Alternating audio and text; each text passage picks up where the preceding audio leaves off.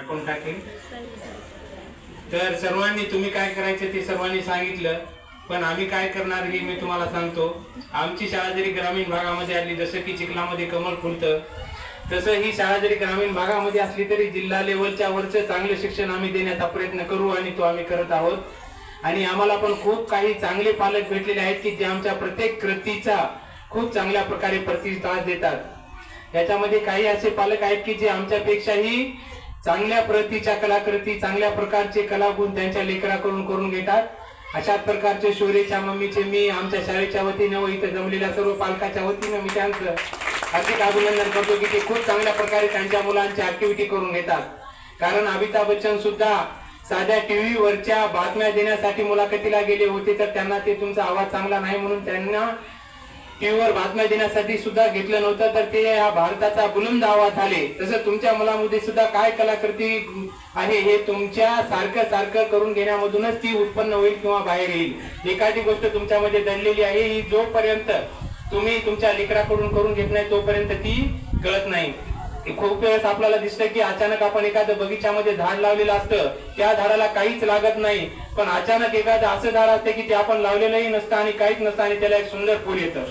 म्हणजे अशा काही घटना गोष्टी असतात की जे आपल्या मुलामध्ये दडलेल्या असतात, पण ते आपल्याला माहित नसतात आणि नकळतपणे कोणत्या ना कोणत्या कृतीतून त्या बाहेर पडत असतात। मुलांना खूप चांगल्या प्रकारचा अभ्यास काही पालक घेतात, अशा सर्व पालकांचं खूप खूप मनापासून आभार।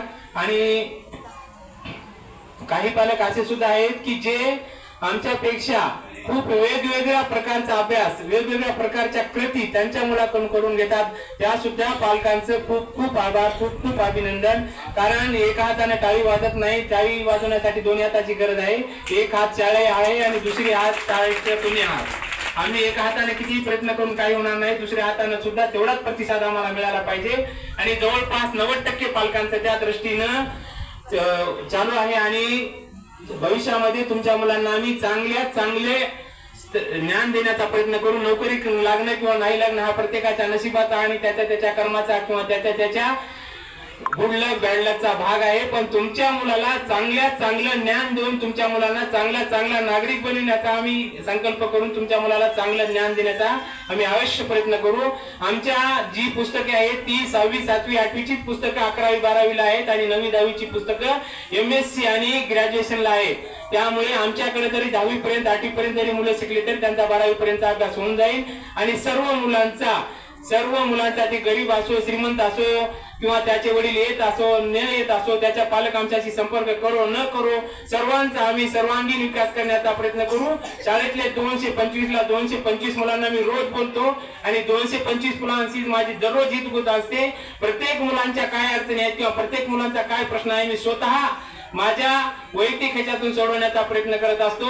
आणि प्रत्येक मुलांचे जसे तुमच्याशी जिव्हाळ्याचे संबंध आहेत तसेच माझ्याशी सुद्धा आई वडिलांसारखे त्यांचे जिव्हाळ्याचे संबंध आहेत आणि तेच संबंध मी मुलांची पुढे नेण्याचा प्रयत्न करेल आणि तुमच्या सर्व मुलांना एक चांगल्या प्रकारचं व्यासपीठ उपलब्ध करून देण्याचा प्रयत्न करेल। एवढे बोलून मी माझे 2 शब्द संपवतो। सर्वांनी नाश्ता करून जावं, तसं कोणीही जाऊ नये गडबडात।